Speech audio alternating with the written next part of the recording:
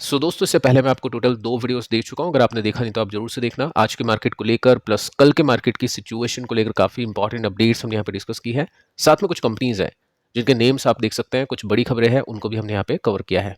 तो स्टार्ट करते दोस्तों यूएस के मार्केट के साथ में, जो कि अभी के समय काफ़ी बड़े क्रैश के साथ में परफॉर्म कर रहे हैं। डाउ जोन्स को आप देख सकते हैं, 4% के साथ में झटका, काफ़ी बड़ी गिरावट है, क्रैश हम बोलेंगे इसको। और यहाँ पे आप नोटिस करोगे तो गैप डाउन के साथ में मार्केट खुला 41,000 के आसपास, लेकिन इतना गिरने के बाद भी यहाँ पे गिरावट और कंटिन्यूसली बढ़ रही है और डायरेक्शन अभी नीचे है। हो सकता है और मार्केट आपको गिरता हुआ दिखाई दे जाए। अगर मार्केट में रिकवरी के साथ में क्लोजिंग होती है तो कल का मार्केट हम अच्छे खुलने की एक्सपेक्टेशन कर सकते हैं।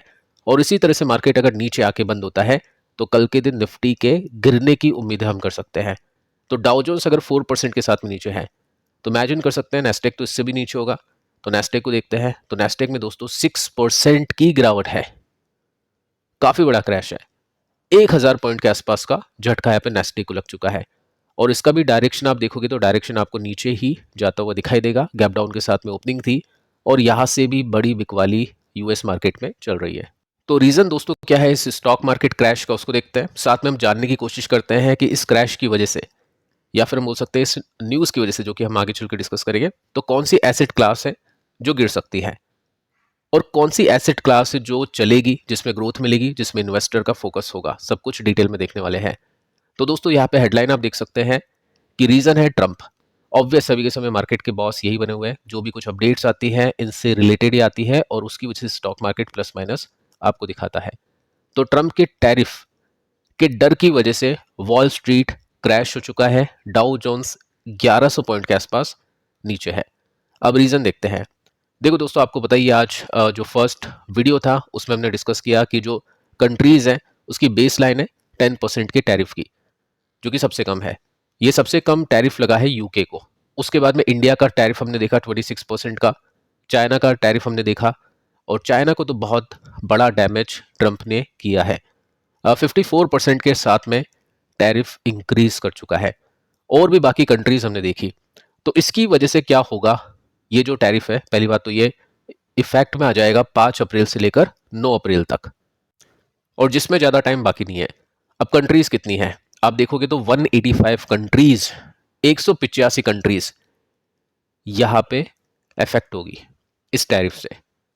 अब इसकी वजह से क्या होगा, इसकी वजह से रिटेलिएशन होगा, उसका डर है यूएस मार्केट को लेकर। ऑब्वियस है कि ट्रंप ने अगर कुछ किया है तो बाकी कंट्रीज अगर इतना नहीं कर सकती तो कुछ तो करेगी, तो रिटेलिएशन होगा। और इसी की वजह से फुल स्केल ट्रेड वॉर हो सकता है।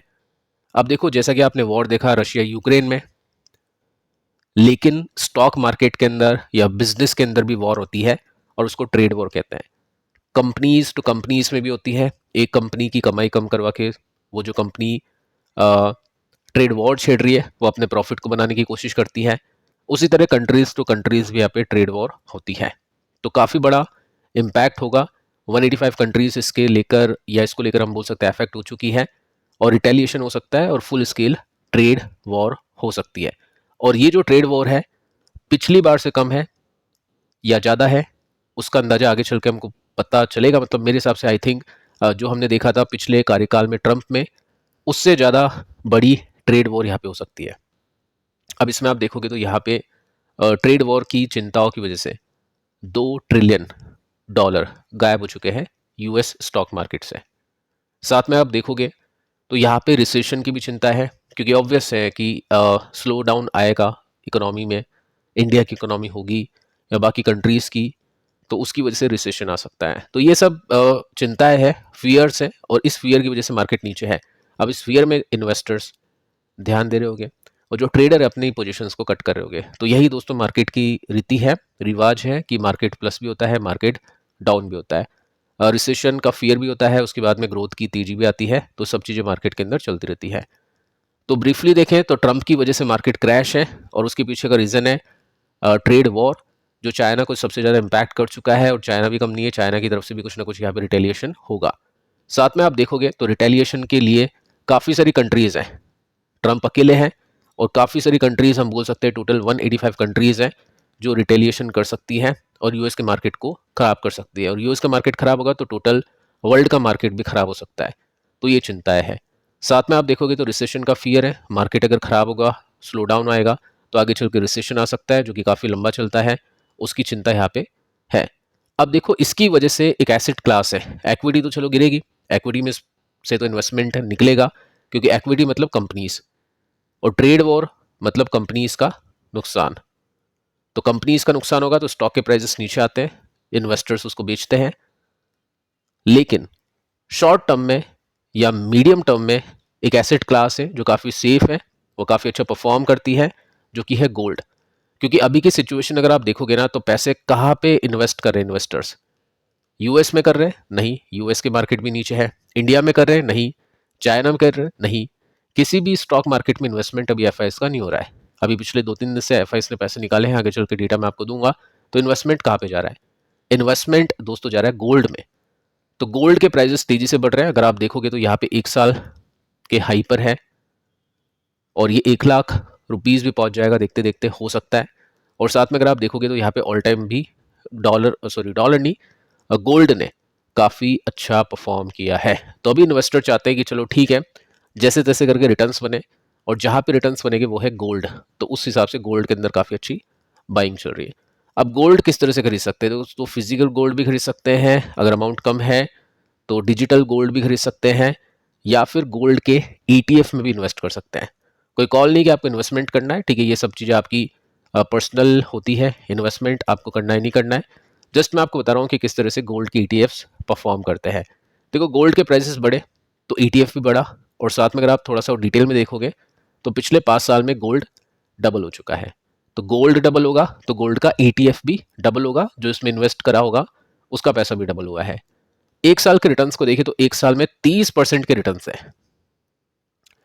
तो अभी भी इन्वेस्टर ये सोचने की कोशिश कर रहे हैं कि चलो ये ट्रेड वॉर चलेगी तो 30 नहीं तो कम से कम 15% के रिटर्न्स तो निकाले सेफली, क्योंकि हो सकता है स्टॉक मार्केट में -15% के रिटर्न्स बने, तो यहाँ पे कम से कम प्लस में रिटर्न्स आ सकते हैं। तो ये सोच है अभी गोल्ड के इन्वेस्टर की। इसी के साथ आप देखोगे तो एफआईज अभी पैसे निकाल रहे हैं पिछले 4 दिन से, और पैसे निकाल रहे हैं तो निफ्टी का जो ट्रेंड है वो भी वीक हो रहा है। तो गोल्ड में अभी इन्वेस्टर्स इन्वेस्ट करने की कोशिश कर रहे हैं। कि आपके पास भी गोल्ड की होल्डिंग्स है? कमेंट करके बता सकते हैं। साथ में दोस्तों आप देखोगे तो एक एसेट क्लास है जो हिट करेगी इक्विटीज, लेकिन इक्विटीज में अभी शॉर्ट टर्म के लिए तो इन्वेस्टर ध्यान देंगे नहीं। शॉर्ट टर्म के लिए तो इन्वेस्टर अभी गोल्ड में ध्यान दे रहे हैं क्योंकि गोल्ड के प्राइसेस इंक्रीज करते हैं। लॉन्ग टर्म के लिए इन्वेस्टर इक्विटीज में ध्यान दे रहे हैं क्योंकि इक्विटीज अभी नीचे है, तो सिचुएशन जब चेंज होगी तो इक्विटीज काफ़ी अच्छा परफॉर्म करेगी। तो नेस्टेक अभी क्रैश है 6% के साथ में, तो कल के दिन ये जो ईटीएफ्स है ये भी हो सकता है 5-6% के साथ में क्रैश हो, और ये नेस्टेक 100 का ईटीएफ है और इसने काफ़ी अच्छा परफॉर्म किया है क्योंकि नेस्टेक जैसा परफॉर्म करेगा ये भी वैसा परफॉर्म करेगा। साथ में अगर आप देखोगे तो 1 साल में अभी भी 18% ऊपर है, और ये जो क्रैश है उसको इन्वेस्टर यहाँ पे हो सकता है फ़ायदे में बदलने की कोशिश करें, फियर में ध्यान दें, तो ये एक ऑप्शन होता है इन्वेस्टर के पास में। सेकंड ऑप्शन है जो थोड़ा सा रिस्की है, बट काफ़ी इन्वेस्टर वहाँ पे इंटरेस्ट लेते हैं, क्योंकि अभी आप देखोगे तो सबसे जो ज़्यादा पिटा है वो नेस्टेक पिटा है, और नेस्टेक के पिटने का मतलब है टेक कंपनीज का पिटना। तो नेस्टेक पिटा तो टेक कंपनीज पिटी। अब कौन कौन सी टेक कंपनीज है जो काफ़ी बड़ी कंपनीज है, रिलायबल कंपनीज है? तो आप देख सकते हैं अल्फ़ाबेट यानी गूगल, आज के दिन एक दिन का ही है पैटर्न, 4% के साथ में क्रैश। अमेजोन देखो 9% के साथ में क्रैश। मेटा देखो 8% के साथ में क्रैश। एनवीडिया 6% के साथ में क्रैश। नेटफ्लिक्स 2% के साथ में क्रैश है। तो सभी जो बड़ी कंपनीज है उनके स्टॉक्स अभी नीचे हैं। तो इनके अंदर इन्वेस्टर अगर इन्वेस्ट करता है तो वो एनवाईएससी का फैंग ईटीएफ लेता है। ठीक है, मैं ऐसे नहीं कह रहा हूं कि आपको लेना चाहिए, जस्ट मैं आपको एक ऑप्शन बता रहा हूं कि किस तरह से ईटीएफ परफॉर्म करते हैं। ये फैंग कंपनीज का मतलब Facebook, Amazon, Netflix, Google plus भी है, तो यहाँ पे और भी कंपनीज है, एनवीडिया भी जिसमें है। तो इसमें 1 साल के रिटर्न्स देखें तो स्टिल 31% ऊपर है। हो सकता है ये कल काफ़ी गिरे, और इन्वेस्टर यहाँ पे भी हो सकता है देखें, इस फंड को भी देखें, मतलब इस ईटीएफ को भी देखें। तो काफ़ी सारे ऑप्शंस हैं इस समय। क्या आप इक्विटीज़ में ध्यान दे रहे हैं या फिर गोल्ड में ध्यान देना पसंद करें? चाहे तो आप नीचे कमेंट कर सकते हैं, और पिछले दोनों वीडियोस को देख लेना जो कि काफ़ी इंपॉर्टेंट है। मिलता है अगली वीडियो में, तब तक के लिए बाय बाय।